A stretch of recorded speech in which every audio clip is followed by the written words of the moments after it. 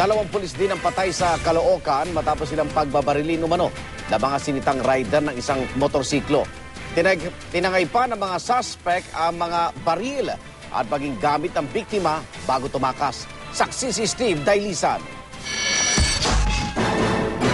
Duguan at wala ng buhay sina SPO3 Tom Perez at SPO1 Tirso Roncales matapos pagbabarilin alas 12 ng tanghali sa eskinitang ito sa Phase 8 Baluarte, Bagong Silang, Caloocan City. Nagpapatrolyero sila sa lugar nang sitahin ng isang rider at angkas nito dahil sa kahina-hinalang kilos. Pero hindi raw nagpapigil ang rider at nang kanilang habulin ay pinaputukan daw ang dalawang pulis.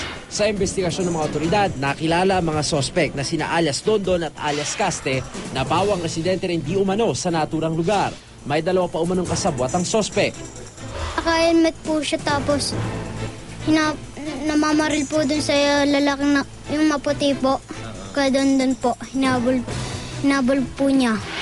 Bago tumakas, tinangay pa ng dalawang sospek ang M16 Armalite, 9mm pistol at handheld radio ng mga pulis. Ang mga residente, balot pa rin daw ng trauma sa nasaksihan. Mapa po kami dun sa saig. Tapos po natapos na po yung barilan po. Tumakbo na po kami dun papunta sa bintana. Diba saan narinig po namin putok? Hindi nila alam pangyayari mabilisan bumagalong lang daw yun Narecover na ng pulisya ang motorsiklong ginamit ng mga sospek. Pero tumanggi muna silang idetalye ang ibang impormasyon habang patuloy ang follow-up operation. Naipagbigialam na rin ng PNP sa kaanak ng mga pulis ang sinapit ng kanilang mga mahal sa buhay. Tumanggi rin muna silang magbigay ng pahayag.